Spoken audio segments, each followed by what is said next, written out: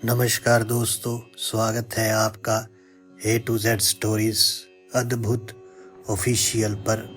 साधु संत फकीर गुरु रहबरों की सदा ही जय जयकार। गुरु जो है वे अपने शिष्य की रक्षा करते हैं, लेकिन आज हम ये जानेंगे कि किस प्रकार सतगुरु कबीर जी महाराज ने अपने जो गुरु हैं स्वामी रामानंद जी, उनके प्राणों की रक्षा करी सिकंदर लोदी से। कैसे करी? तो बात यह है 15वीं शताब्दी की।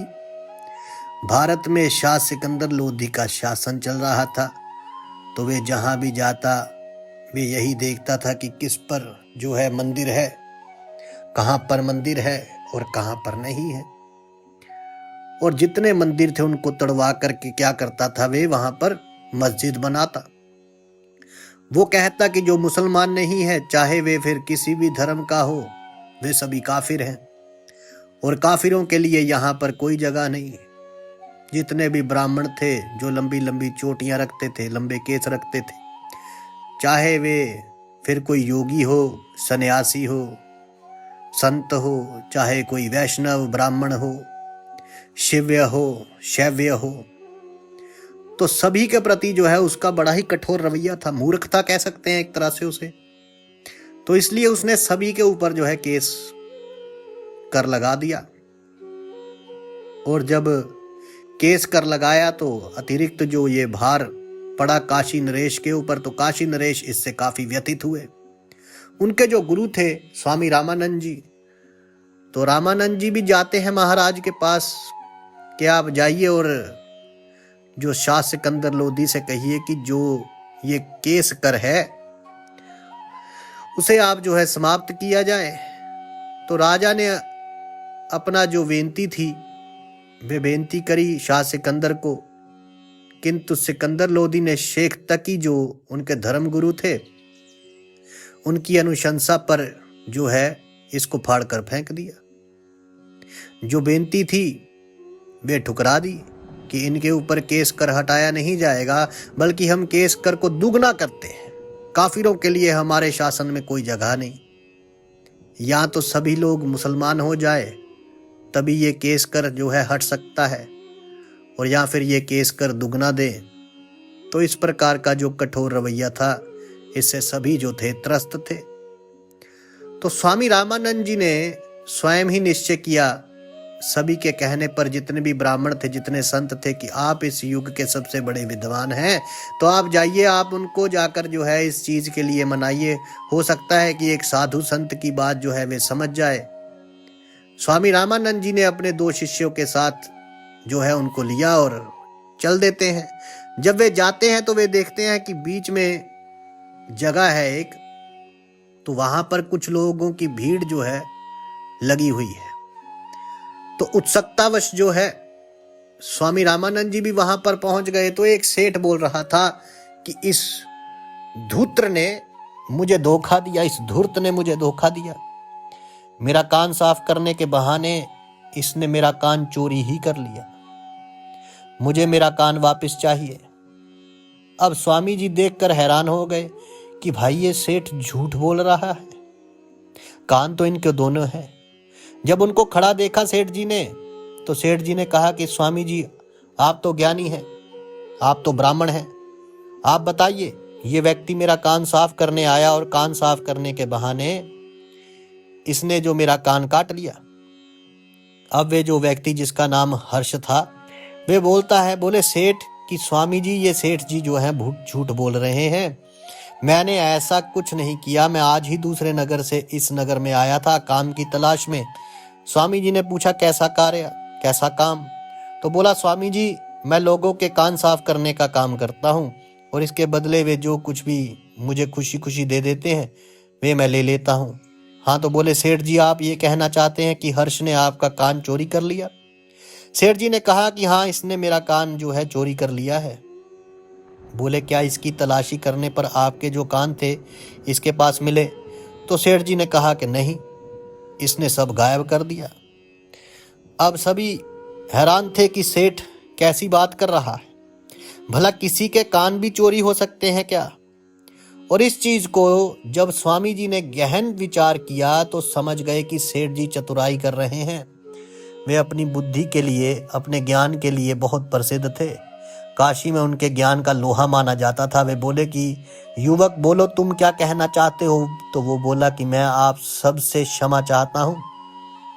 मैं सेठ जी को उनका कान वापस कर दूंगा, परंतु उसमें मुश्किल है। बोले कैसी मुश्किल? तुमने मेरा एक कान चोरी किया, या तो मुझे वे कान वापस करो या मैं तुम्हारे पास जितने औजार है वे सब ले लूंगा। तो स्वामी जी ने कहा कि सेठ जी, मुश्किल ये है कि जैसा कि इसने मुझे बताया कि इसके पास चोरी किए हुए जो है कानों का खजाना है, जिसमें सैकड़ों आदमियों के कान जमा है, तो अब तो इसे याद नहीं है कि आपका कान उसमें से कौन सा है। सेठ ने पूछा, मतलब? मैं कुछ समझा नहीं। तो स्वामी जी ने उस युवक को कहा कि हर्ष बेटा, तुम सारी बातें स्वयं ही सेठ जी को सच सच बता दो। तो उसने कहा कि सेठ जी, मेरे जो पिताजी थे वे और मैं, हम दोनों लोगों के कान चुरा कर एक जगह पर रखते आए हैं। हमारे पास सैकड़ों कानों का खजाना है, सैकड़ों लोगों के कान हैं।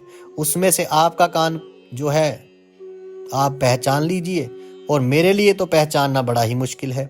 इसलिए मुझे आपका दूसरा कान भी चाहिए होगा, ताकि मैं उसे ले जाकर उसके जो है जोड़े का कान उस खजाने में से ढूंढ कर निकाल सकूं। तो सेठ ने कहा, नहीं नहीं, मैं अपना कान काट कर बिल्कुल नहीं दूंगा। बोले, सेठ जी आप कैसी बातें कर रहे हो? जरा से कम पैसों के लिए आपने अपना एक कान तो चोरी करवा ही दिया है। अब जब आपको अपना कान वापस मिल रहा है तो आप उसे लेना नहीं चाहते। यदि आपको अपना कान काटने में तकलीफ हो रही है तो मैं कसाई को बुला देता हूँ, वे इस काम में आपकी मदद कर देगा। तो सेठ जी ने कहा, नहीं नहीं, मैं अपना कान नहीं कटवाऊंगा। स्वामी जी ने पूछा, तो दूसरा उपाय क्या है, आप बता दीजिए। दूसरा, फिर आप एक काम कीजिए, आप इस युवक के साथ चले जाइए और अपनी आंखों से अपनी चीज पहचान कर वापस ले लीजिए। उसने कहा, नहीं नहीं स्वामी जी, मैं इसके साथ नहीं जाऊंगा। ये रास्ते में मुझे नाव से उठाकर बाहर फेंक देगा, नदी में फेंक देगा, और मैं तो डूब जाऊंगा। अब स्वामी जी ने कहा, तो इस समस्या का हल कैसे निकलेगा, बताइए। या तो आप कान कटवाइए या इसके साथ जाइए। वह युवक भी बोले, सेठ जी, मुझे अपने पाप का एहसास हो गया है, मुझे अपनी गलती का एहसास हो गया है। मैं अपने पाप का प्रायश्चित करना चाहता हूँ, और वह तभी होगा जब मैं आपको आपका कान वापस कर दूं। कोई नगर के कसाई को बुला लो, ताकि सेठ जी का दूसरा कान काट कर मुझे दे सके, और मैं सेठ जी का दूसरा कान हूबहू वापस लाकर सेठ जी को दे सकूं, ताकि हमारे कर्मों का जो कर्म फल है वे मिट सके। अब सेठ जी को डर लगने लगा, उनका चेहरा पीला पड़ गया। स्वामी रामानंद जी ने कहा कि सेठ जी, अब आप समझ गए होंगे कि हमारे कर्मों का जो कर्म फल है वे हमें यहीं भोगना पड़ता है। अब आप अपने मुख से जरा सत्य बताएंगे या मैं बताऊं? सेठ ने कहा, मुझे क्षमा कर दो युवक, तुम्हारे ये जो अनोखे औजार हैं, जो कीमती औजार हैं, इन्हें देखकर मेरे मन में लालच आ गया। लालच भर दिया इन्होंने मेरे मन में, इसलिए मैंने ये सब कह दिया, ताकि मैं तुमसे ये सब बिना कीमत जो है दिए ले सकूं। उस युवक ने स्वामी जी का धन्यवाद दिया कि आज आपकी सोच समझ से, आपकी सूझबूझ से मेरे दादा परदादा की दी हुई ये पुश्तैनी धरोहर बच गई। इस सब चीज को शेख तकी जी जो थे वो वहां खड़े देख रहे थे। भीड़ में खड़े खड़े शेख तकी वहां से तुरंत निकले और दरबार में पहुंचे, और दरबार में पहुंचकर शाह सिकंदर लोदी को कहा कि हे शहंशाह, एक ब्राह्मण जिसका नाम है रामानंद, काशी के सभी विद्वान, सभी ब्राह्मण उसके शिष्य हैं, उसके एक नहीं हजारों शिष्य हैं, वे आपके दरबार में आ रहा है। अभी मैंने उसकी बुद्धि का अजीब नमूना देखा, उसकी बुद्धि बड़ी ही विलक्षण है, आप सावधान रहिए, वे किसी न किसी गुप्त कार्य से यहाँ आ रहा है। अब जब ये चीज शाह सिकंदर लोदी ने सुनी तो वे तो आग बबूला हो गया। बोले, आने दो उसे, आते ही दंड देंगे। शेख तकी ने कहा कि नहीं नहीं आलमपना, ऐसा नहीं, मैंने जैसे कि बताया उसके यहाँ पर अनुयायी, उसके जो चेले हैं, उनकी संख्या इस काशी में बहुत ज्यादा है, इसलिए आप उसके साथ जरा धैर्य से और तर्क करके उसे फंसाइए। उससे हम ऐसे ऐसे प्रश्न पूछेंगे जिनके जवाब केवल मुझे ही पता है, और यदि वे इन सवालों के जवाब दे सके तो ठीक, यदि नहीं दे सका तो उसे सजा दीजिएगा। तो शाह सिकंदर पूछते हैं कि कैसे सवाल, हमें तो इतना इल्म नहीं, ज्ञान नहीं, हम तो हर चीज को जो ज्ञान है वे आपसे लेते हैं। तो यही तो बात है ना, जब वो स्वयं कुछ जानते नहीं है तो जो मुल्ला काजियों ने कहा वही बोलने लगे। तो वही उन्होंने ये जो ढकोसले हैं ये फैला रखे हैं, काफिरों को ये कर दो, काफिरों को खुद जाने ना, और जो बोला वो उसी को कर दिया। यानी ये तो वही है कि मूर्ख के पीछे मूर्ख लगा। तो अब यही बात है कि कहने लगा कि मुझे तो ज्ञान नहीं है, हम तो हर चीज का ज्ञान जो है आपसे लेते हैं। तो आप बताइए, क्यों ना ऐसे करें कि आप ही उससे सवाल जवाब करना, जो भी गुफ्तगू करना वे आप कीजिएगा, हम यहाँ बैठकर आपकी हाँ में हाँ भरेंगे। तो उसके बाद अगर वे सवालों के जवाब नहीं दे पाया तो हम उसे कारागार में डाल देंगे। शेख तकी ने कहा कि बिल्कुल सही, यही होगा। तो मैं उनसे ऐसे ऐसे सवाल पूछूंगा जिनका जवाब वे कभी नहीं दे सकेंगे, क्योंकि इन सवालों के जवाब केवल और केवल मुझे ही आते हैं। तो शाह सिकंदर लोधी बड़ा खुश हो गया जी, बोले ठीक है आने दो। और जैसे ही स्वामी रामानंद जी महाराज जो हैं अपने दोनों शिष्यों के साथ दरबार में पहुंचे, तो वहां पर आते ही सिकंदर लोधी ने पूछा कि बताओ कौन हो तुम और कैसे आए? इतनी लंबी तुमने जो जटाएं बनाई हुई है, क्या इसका केस कर देने के बाद आए हो या देने से पहले आए हो?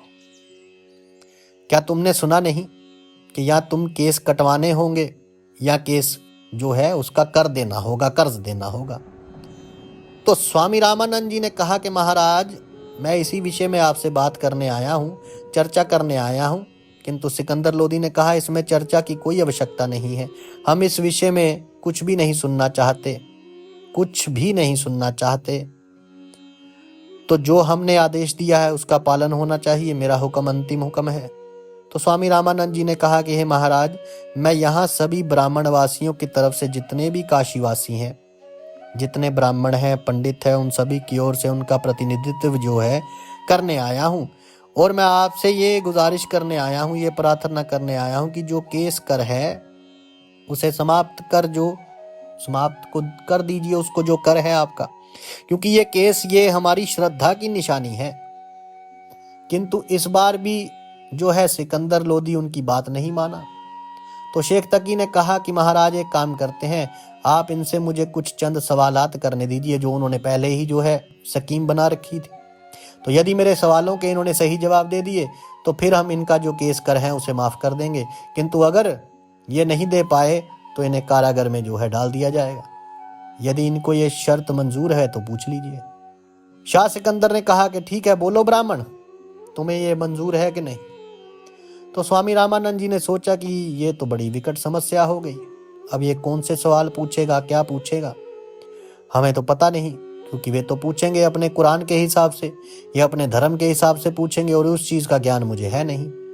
तो स्वामी रामानंद जी ने कहा कि महाराज, आपके सवालों का जवाब तो मैं दे सकता हूं, लेकिन मुझे थोड़ा सा समय चाहिए। तो उन्होंने कहा कि कोई समय नहीं मिलेगा, ज्यादा से ज्यादा तुम्हें 1 पहर का समय दिया जाता है। 1 पहर में तुम या तुम्हारे ये शिष्य कोई भी यदि मेरे सवालों का जवाब दे देता है तो ही तुम यहां से जा सकते हो, नहीं तो फिर नहीं जा पाओगे। तो फिर स्वामी रामानंद जी जो थे, स्वामी रामानंद जी को वहीं पर बंदी बनाया जाता है। उनके दोनों शिष्यों में से एक जाता है और पहुंचता है सतगुरु कबीर जी महाराज साहब के पास, और सतगुरु कबीर जी महाराज साहब को सारी बात बताता है कि किस प्रकार जो है आपके गुरुदेव स्वामी रामानंद जी शाह सिकंदर की कैद में उनके राज दरबार में मौजूद हैं। वे गए थे अपने केसों का जो है कर है, जो केसों का कर जो है, जो कि थोपा हुआ है, सिकंदर लोधी ने पूरी काशी के ऊपर उस केस के कर को माफ करवाने के लिए। किंतु राजा ने 3 शर्तें रखी, और वे 3 शर्त ये है कि या तो सवालों का जवाब दें जिससे कि वे काशी को जो है केस कर है उसे दूर कर दें। दूसरा है, यदि वे नहीं केस कर दे तो पाए तो उन्हें जो है केस कर अगर नहीं दे पाए तो उन्हें अपना धर्म परिवर्तन करना होगा। और तीसरा है, यदि वे सवालों के जवाब भी नहीं दे पाए तो उन्हें आजीवन जो है कारावास होगा। इसलिए हमारे गुरुदेव जो है संकट में है, अब आपको चलना होगा। तो सतगुरु कबीर जी महाराज साहब तुरंत अपने करघे से उठते हैं और उन्हें जो है सादे वस्त्रों में चल देते हैं। अब देखिए, वो बादशाह जहान का सादे कपड़ों में जा रहे हैं। तो सिकंदर लोधी के दरबार में पहुंचने के बाद जब वे अपने गुरु की दशा देखते हैं कि उन्हें बेड़ियों में जकड़ लिया, तो सदगुरु कबीर जी महाराज साहब पूछते हैं कि हे सिकंदर लोधी, ये क्या अनर्थ किया तुमने? एक साधु संत को बेड़ियों में जकड़ा हुआ है, मूर्ख। क्या तुम जानते हो कि इसका परिणाम कितना भयंकर हो सकता है? क्या शेख तकी जी ने तुम्हें समझाया नहीं इस बात के बारे में कि किसी पीर फकीर को यदि बेड़ियों में जकड़ा जाए तो उसका परिणाम कितना भयंकर हो सकता है? जहां तक आपका साम्राज्य है वे सारा साम्राज्य समाप्त हो सकता है। तो जब शेख तकी ने देखा सदगुरु कबीर जी महाराज साहब को, तो ये पहचान गए कि हाँ, ये तो वही कबीर है। वो बोले कि आपका नाम क्या है? बोले मेरा नाम तो वही है जो आपने रखा था। तो समझ गए कि हाँ, ये वही कबीर है। उन्होंने कहा कि तुम यहाँ क्या करने आए हो? बोले ये मेरे गुरुदेव हैं, और किसी के गुरु की, किसी के मुर्शद की ऐसी हालत हो तो बताइए उसका शागिर्द कैसे शांत रह सकता है? आपके सवालों के जवाब चाहिए? अगर आपको सवालों के जवाब चाहिए तो ठीक है, मैं दूंगा आपके सवालों के जवाब, किंतु पहले बेड़ियों से मुक्त किया जाए मेरे गुरु को। तो शाह सिकंदर ने शेख तकी की अनुशंसा पे उन्हें मुक्त तो कर दिया, किंतु कहा कि तुम इनके सवालों के जवाब दोगे, लेकिन क्या तुम्हें पता है अगर सवालों के जवाब नहीं दे पाए तो शर्त क्या है? तो सतगुरु कबीर जी महाराज साहब ने कहा कि मुझे तुम्हारी हर शर्त मंजूर है। बोले ना मुराद, तुमने शर्त तो मंजूर कर ली, किंतु सबसे पहला तो तुमने गुनाह यही कर दिया कि तुम शहंशाह के सामने आकर उसे बाअदम सलाम नहीं कर रहे हो और कुछ भी उन्हें बोले जा रहे हो। तो सतगुरु कबीर जी महाराज साहब ने कहा सलाम किसे? कौन सा शहंशाह? अरे कौन सा बादशाह? इन फकीरों के सामने कौन बादशाह है, कौन वजीर है? यही होते हैं बादशाह सबसे बड़े। लेकिन अब यहाँ पर बात चल रही है तो यहाँ पर वो कहते कौन सा शहंशाह, कौन सा बादशाह, कौन सा सलाम? बादशाह तो वो है जो सबको देता है, तुम तो मांगते हो, खुद मांग रहे हो, फिर तुम बादशाह कैसे हो गए? तुम स्वयं को कहते हो कि मैं शहंशाह हूं, तुम शहंशाह कैसे हो गए? तुम तो आज भी मांग ही रहे हो, तुम लोगों के ऊपर कर थोप रहे हो। क्या शहंशाह ऐसा करता है? क्या बादशाह ऐसा होता है जो अपनी प्रजा के ऊपर जबरदस्ती जो है थोप दे, कर थोप दे, उनके ऊपर अत्याचार करे? तो सदगुरु कबीर जी महाराज साहब की इसी जो है निर्भय वचनों को सुनने के बाद जो है रामानंद जी ने उन्हें कहा कि कबीर शांत रहो, ये राजा है। देखिए कबीर साहब जो है वो समाज सुधारक भी हैं, संत तो हैं ही, कामिल फकीर, कामिल गुरु मुर्शद तो हैं ही, लेकिन वो समाज सुधारक भी है। तो ये समाज के लिए बात कही है कि तुम कैसे राजा हो, कैसे मूर्ख तुम राजा हो, कैसे मूर्ख तुम मंत्री हो कि अपनी प्रजा पे कर ही थोपी जा रहे हो, कर ही थोपी जा रहे हो। तो यहां पर अब रामानंद जी ने कहा कि आप शांत रहिए। तो सदगुरु कबीर जी महाराज साहब ने कहा मैं केवल एक ही राजा को जानता हूं, और वो पाक परवरदिगार, वो मेरा कुल मालिक, वो एक भगवान, मैं उसे ही अपना राजा मानता हूं और मैं केवल उसी के सामने झुकता हूं, बाकी कोई भी राजा नहीं, सब के सब भिखारी हैं। चाह गई चिंता मिटी मनवा बेपरवाह, जिनको कुछ ना चाहिए सो साहन पति साहा। जिनके मन की चाह मिट गई, चिंता मिट गई, जिसे कुछ नहीं चाहिए सत्य में वही शहंशाह है। और जो हर पल मांगता रहे, जो हर पल आशा तृष्णाओं के बीच में फंसा हुआ है, वे स्वयं को शहंशाह कहता है। वे कैसा शहंशाह? जिसने एक फकीर को, एक गुरु को जिसने बेड़ियों में बांध दिया हो, वे कैसे स्वयं को कह सकता है कि मैं शहंशाह हूं? क्योंकि अब गुरु को बांधा था तो कबीर साहब के भीतर का गुस्सा तो आना ही था। तो सतगुरु कबीर जी महाराज साहब की इन बातों को सुनकर शेख तकी भी हैरान रह गए। वो बोले कबीर आप बहुत ज्यादा बोल रहे हो, इसके बाद बेड़ियों में तुम्हें बांधा जाएगा। यदि तुमने अपना मुंह बंद नहीं किया तो तुम एक मुसलमान हो, इसलिए तुम अभी तक बचे हुए हो। क्या तुम्हें इस चीज का फर्क नहीं कि तुम एक मुसलमान हो और तुम्हारा धर्म जो है वो महान है? सदगुरु कबीर जी महाराज साहब बोले जो कहता है मेरा धर्म महान है वे तो सबसे बड़ा मूर्ख है, सबसे बड़ा मूर्ख। कौन सा धर्म? जब उस कुल मालिक ने एक ही जैसा, एक ही धरती पर सबको पैदा किया, एक हवा दी, एक आसमान दिया, एक धरती दी, एक पानी दिया, सब कुछ तो एक ही है, फिर ये भेद कहां से आ गया? क्या तुम कुरान पढ़कर पेट से पैदा हुए थे? क्या सुन्नत कराकर पेट से ही पैदा हुए थे? या ये जो श्रेष्ठ यहाँ पर खड़े हैं, ज्ञानी श्रेष्ठ मेरे गुरुदेव, क्या ये पेट से वेद पढ़कर आए थे? पेटे का ना वेद पढ़ाया, सुन्नत करे मुसलमान नहीं आया। तो बताओ फिर तुम मुसलमान हो और ये हिंदू कैसे हो गए? बताओ कहाँ से आ गया ये भेद? ये सारा भेद, ये भ्रम लोगों का पैदा किया हुआ है। मैं इसको नहीं मानता। मैं केवल एक ही चीज़ को मानता हूँ जो मेरे कुल मालिक ने दी है मुझे, और वे है इंसानियत। तो सिकंदर लोदी ललकारते हुए बोलते हैं, बोले कबीर, बहुत नाफरमानी हो गई हमारी। तुमने जो भी कुछ कहा, बार बार तुम जिस खुदा की बात कर रहे हो, तुम साबित करो कि वे खुदा कहाँ है। क्या तुम बता सकते हो वो खुदा कहाँ रहता है, कहाँ बैठता है? शेख तकी ने कहा, कबीर इस चीज को याद रखना, यदि तुम इन सवालों के जवाब नहीं दे पाए तो तुम अपने गुरु को भी यहाँ से नहीं ले जा पाओगे और खुद भी नहीं जा पाओगे। तुम्हें हमेशा कारागार में सड़ना होगा। तो सदगुरु कबीर जी महाराज साहब बोले, ठीक है, कोई बात नहीं। तो बोले, बताओ कहाँ बैठता है खुदा? कबीर साहब बोले कि बादशाह सिकंदर लोदी, तुमने सुना होगा कि खुदा 7वें आसमान पर रहता है। क्या तुमने कभी 7वां आसमान देखा है? नहीं देखा। तुम पहले ही आसमान का अंत नहीं जानते हो और 7वें आसमान पर खुदा रहता है। ऐसी भ्रांतियां, ऐसे भ्रम में तुम जी रहे हो। वो खुदा 7वें आसमान पर जरूर रहता होगा, लेकिन वो 7वां आसमान कहाँ है? पहले उस चीज को समझो। वे खुदा जर्रा जर्रे में है, वे परमात्मा कुल मालिक जर्रे जर्रे में है। वो साईं, वो खुदा हर एक के अंदर है, तुम्हारे अंदर है, मेरे अंदर है, इस शेख तकी के भीतर है और स्वामी जी के भीतर है। तो सिकंदर ने कहा, ये सब दलीलों से बात नहीं बनेगी। तुम मुझे संतुष्ट करके बताओ कि खुदा जर्रे जर्रे में है। यदि वे 7वें आसमान पे रहता है तो कहाँ? तो सदगुरु कबीर जी महाराज साहब बोले, हर एक व्यक्ति के भीतर वे 7वें आसमान में है, क्योंकि वे 7वां आसमान, जिसे हिंदू लोग कहते हैं 7 चक्र, वही 7 चक्र ही 7वां आसमान है। और जब 7वें आसमान मतलब 7वें चक्र पर जब व्यक्ति पहुंच जाता है, तब उसे उस कुल मालिक का, उस प्रभु का, उस ईश्वर का दीदार होता है। उसका दीदार वहां किया जा सकता है, किंतु रहता वे मालिक जर्रे जर्रे में है। हर जर्रा उसी के नूर से नुमाया है, हर बूंद में वही समंदर तो समाया है।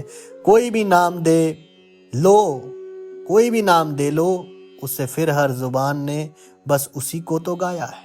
जरा समझिए, उसे किसी भी नाम से पुकारिए। कोई उसे राम कहता है, कोई उसे खुदा कहता है, कोई रहीम कहता है, कोई करीम कहता है सब कुछ एक ही। सदगुरु कबीर जी महाराज साहब की ये बातें सुनने के बाद शेख तकी ने कहा कि ये तो बात ठीक है, किंतु प्रमाणित किस प्रकार करोगे? तो सदगुरु कबीर जी महाराज साहब ने कहा, हे शेख तकी, आप मुझे कुछ दूध दिलाइए, मंगाइए दूध जरा एक कटोरे के भीतर। एक कटोरे में दूध हाजिर किया गया। सदगुरु कबीर जी महाराज साहब ने उंगली से उसे घुमाना शुरू कर दिया। शाह सिकंदर ने पूछा, क्या देख रहे हो? बोले, मैं इसमें देख रहा हूं कि घी कहाँ है। तो शाह सिकंदर ने कहा, आप क्या मूर्खों वाली बातें कर रहे हैं? इतना भी नहीं पता है कि घी ऐसे नहीं दिखता। उसके लिए इसे पहले जमाना पड़ेगा, उसके बाद इसे मथना पड़ेगा। मथने के बाद इसमें से जो मक्खन निकलेगा, उस मक्खन को फिर गर्म करना पड़ेगा।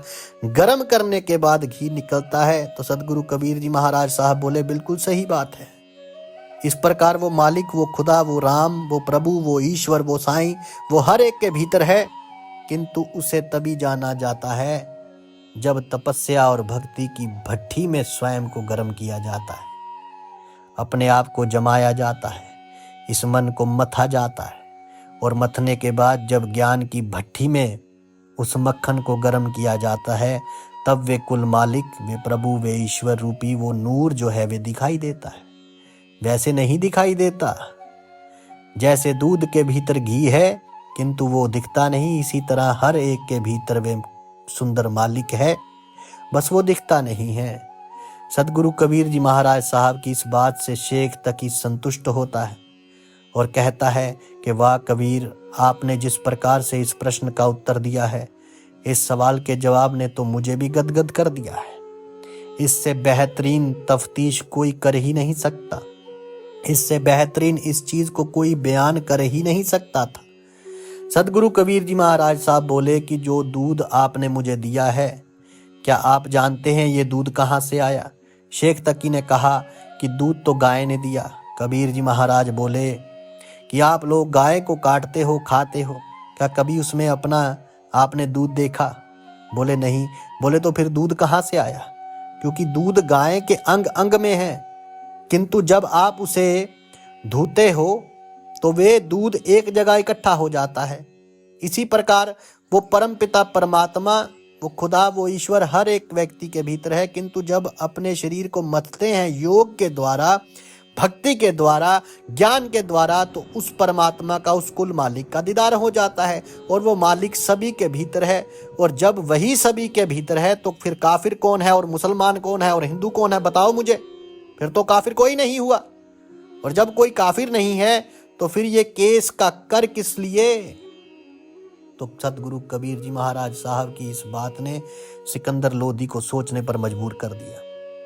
क्योंकि आज तक लोग कहते थे खुदा ऊपर आसमान में रहता है, जो हिंदू कहते थे भगवान तो ऊपर रहता है, ऊपर वाला सब करता है। आज उसका वो भ्रम दूर हो रहा था कि हाँ, खुदा तो फिर सबके भीतर है, वे ऊपर नहीं रहता, वो तो हर जर्रे जर्रे में रहता है। शेख तकी जो है वो अपना दूसरा प्रश्न पूछते हैं कि बताओ कबीर, कि खुदा किशोर देखता है? कहाँ देखता है? बताओ।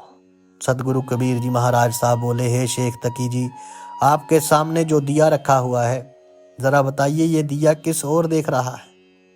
बताइए इसकी लो किस ओर देख रही है? तो शेख तकी के जो है इसका तो प्रकाश सभी ओर फैल रहा है, शेख तकी ने कहा। तो सतगुरु कबीर जी महाराज साहब ने पूछा कि नहीं, मुझे ये बताइए इसका मुंह किस तरफ है? पूर्व में है या पश्चिम में है, उत्तर में है या दक्षिण में है, कहाँ पर है? तो बोले इसकी तो प्रकाश तो सभी ओर फैल रहा है, लेकिन इसके मुख को कैसे बता सकते हैं कि किस तरफ है? तो सतगुरु कबीर जी महाराज साहब बोले कि बस यही तो बात है, जिस प्रकार आप ये नहीं बता सकते कि ये दिया जो है आपको दिखाई दे रहा है, फिर भी आप नहीं बता सकते कि इसकी जो है लो किस ओर है, तो पूर्व की या पश्चिम की, उत्तर तरफ या दक्षिण की तरफ। इसी प्रकार उस कुल मालिक, उस प्रभु ईश्वर, वो खुदा का भी कोई विवरण नहीं बता सकता कि वे किस ओर देखता है, किशोर देखता है। किंतु जिस तरह इस दिए की लो का प्रकाश चारों तरफ हो रहा है, हर दिशा में हो रहा है, 10 दिशाओं में इसका प्रकाश है, इसी प्रकार वो जो कुल मालिक है, वो खुदा, वो राम है, उसका नूर हर तरफ फैला हुआ है, उसकी रोशनी हर तरफ फैली हुई है, उसकी चेतना हर तरफ फैली हुई है, वो सभी ओर देखता है, वे एक साथ देखता है। सतगुरु कबीर जी महाराज साहब की इस बात पर स्वयं स्वामी रामानंद जी उनकी प्रशंसा करने लगे, करने के लिए बाध्य हो उठे। शेख तकी भी उनकी प्रशंसा कर रहे थे कि वाह, आपने उन प्रश्नों के उत्तर दिए हैं जिन प्रश्नों के उत्तर आज तक कोई नहीं दे पाया। किंतु अभी भी 2 प्रश्न शेष हैं। सतगुरु कबीर जी महाराज साहब ने पूछा, कौन सा? बोले मुझे ये बताओ कि वे खुदा करता क्या है? सतगुरु कबीर जी महाराज साहब बोले कि ठीक है, इसमें कौन सी बड़ी बात है कि खुदा करता क्या है? उन्होंने कहा कि हे सिकंदर लोधी, यदि आप इस सवाल का जवाब जानना चाहते हैं तो आपको यहाँ आना होगा। सिकंदर लोधी पूछते हैं, कोई यहाँ ये गुलामों की जगह है? मैं कैसे आ जाऊं? फरियादियों की जगह है, क्या तुम शाह सिकंदर को वहां खड़ा करना चाह रहे हो? सतगुरु कबीर जी महाराज साहब बोले कि यदि आपको अपने सवाल का जवाब चाहिए तो यहाँ तो आना ही होगा। शाह सिकंदर भी अब अपने सवाल का जवाब लेना चाहता था, क्योंकि आज उसे 2 सवालों के वे जवाब मिले थे जिसको कि आज तक कोई दे नहीं पाया था। तो इसलिए आज वे तीसरे का भी जो है जानना चाहता था जवाब क्या है, और चौथा प्रश्न भी जानना चाहते थे कि आखिर चौथा प्रश्न क्या है और उसका सवाल का जवाब क्या है। तो जैसे ही शाह सिकंदर नीचे आए, कबीर जी महाराज जाकर शाह सिकंदर के आसन पर बैठ गए। शाह सिकंदर गुस्से से बोला, कबीर, आपकी इतनी हिम्मत कि तुम वहां पर जाकर बैठ गए? कबीर जी महाराज साहब सरकार बोले, शाह सिकंदर, देखो तुम कहां पर खड़े हो, अभी तुम गुलामों के बीच में खड़े हो, और ये कबीर जो पहले गुलामों के बीच में था वो तुम्हारे सिंहासन पर बैठा है। बस यही तो मेरा खुदा करता है, वे कुल मालिक यही करता है। वे ईश्वर का और कोई काम नहीं। वे राजा को रंक बना देता है और रंक को राजा बना देता है जब उसकी मर्जी होती है। अमीर को गरीब बना देता है और धनी को दरिद्र बना देता है, और एक दरिद्र को वो राजा बना देता है। उसके लिए कोई भी चीज असंभव नहीं। वे लगातार परिवर्तन कर रहा है, इस प्रकृति में परिवर्तन करता जा रहा है। वे एक बीज को अंकुर बनाता है, एक अंकुर को पौधा, और पौधे से उसे वृक्ष बना देता है। और उसी वृक्ष को जब वे वृक्ष अपने अहंकार में फूला होता है, अपने अहंकार में खूब बड़ा हो जाता है, फिर उसे वे गिरा भी देता है। तेज हवाएं आती हैं और वे टूट कर जाता है। यही करता है वो मेरा खुदा, मेरा परमात्मा, मेरा राम, मेरा ईश्वर। यही करता है वे कुल मालिक। जो भी चीज यहाँ पर दिखाई दे रही है उसे पल पल वे बदलता रहता है। हर एक को उसके कर्मों का हिसाब से कर्म फल मिलता रहता है। ये सब कुछ वे खुदा करता है। और उसके बाद सदगुरु कबीर जी महाराज साहब उठकर वापस आते हैं और कहते हैं कि झापना, अब गुस्ताखी माफ करना जरा। किंतु इस सवाल का जवाब देने के लिए ये आवश्यक था।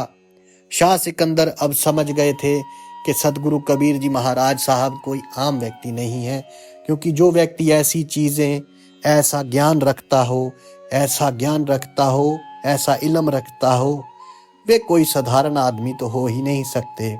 किंतु शेख तकी ने फिर से कहा कि कबीर, अभी एक प्रश्न और शेष है। तो उस वक्त सदगुरु कबीर जी महाराज साहब ने पूछा, क्या? तो अब जो शाह सिकंदर थे, अब वो गद्दी पर नहीं बैठे जाके, अब वे नीचे ही स्वामी रामानंद जी और सदगुरु कबीर जी महाराज साहब के साथ में खड़े थे। और जब पूछा शेख तकी ने कि बताओ खुदा खाता क्या है, सदगुरु कबीर जी महाराज साहब ने कहा कि जब मैं यहाँ पर आया था तो आप सभी लोग किस प्रकार से चिल्ला रहे थे। जब मैं यहाँ पर आया था तो किस प्रकार से आप सभी लोग मुझे दबाने का प्रयास कर रहे थे। जब मैं यहाँ पर आया था, आप सभी के भीतर जो गरूर और अहंकार भरा हुआ था, कहाँ गया वे तुम्हारा गरूर और अहंकार? जब तुम कह रहे थे कि मेरे इन सवालों के जवाब सिवाय मेरे कोई दानिशमंद दे ही नहीं सकता, तुम कहते थे कि कोई ऐसा आलिम फाजिल है ही नहीं जो मेरे इन सवालों का जवाब दे सके, किंतु एक एक करके आपके इन तीनों सवालों के जवाब मैंने तो दे दिए, और अब आपका गरूर खत्म हो गया। जो शाह सिकंदर अभी तक गद्दी पर बैठे थे, वे शाह सिकंदर अब नीचे खड़े हैं, क्योंकि अब जो वे गरूर था, वे अहंकार था, वे खत्म हो गया, और मूर्खता ही खत्म हो गई। और वो खुदा, वो परमात्मा, वो ईश्वर, वो कुल मालिक, वो राम गरूर ही खाता है, अहंकार को खा लेता है। जिसने भी अहंकार किया उसे ही उस खुदा, उस परमात्मा ने खा लिया। चाहे फिर वो फिरौन हो, चाहे वो रावण हो, उसने किसी का गरूर नहीं छोड़ा।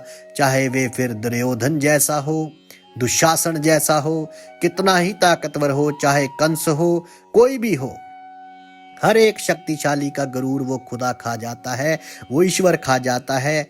वो किसी के गरूर को सहन नहीं करता। जसु नाम है गर्भ प्रहारी, जासु नाम है गर्भ प्रहारी, सो कै सुहाई गर्भ सहारी। कि जिसका नाम ही गर्व को प्रहार करने वाला, घमंड को तोड़ने वाला है, वे किसी के घमंड को कैसे सहन कर सकता है, कैसे किसी के अहंकार को सहन कर सकता है। इसलिए वे खुदा, मेरा मालिक, वो गरूर खाता है, घमंड को खाता है, वो साईं अहंकार को खाता है। सदगुरु कबीर जी महाराज साहब के जब चारों प्रश्नों के सही उत्तर पाए तो शेख तकी जी ने तो उन्होंने हाथ जोड़े और कहा कि आप निश्चित हो के, आप वाकई में ही आप एक महान ज्ञानी हैं, आप महान संत हैं, और आपके जो गुरु हैं, जो आपके मुर्शिद हैं, हम उन्हें भी आज़ाद करते हैं। क्योंकि कोई मुर्शिद यदि अपने शिष्य को, अपने चेले को ऐसा ज्ञान देता है तो वे गुरु भी महान ही होगा। और उस दिन जो केस कर था, सदगुरु कबीर जी महाराज साहब ने वे केस कर समाप्त करवाया। उस दिन की जो वार्तालाप थी, उस वार्तालाप की समाप्ति के पश्चात स्वामी रामानंद जी अपने दोनों शिष्यों के साथ और सतगुरु कबीर जी महाराज के साथ वापस आते हैं आश्रम में। और सतगुरु कबीर जी महाराज साहब आकर उनसे विदा लेते हैं कि मुझे जाना है, करगे का बहुत काम बचा है।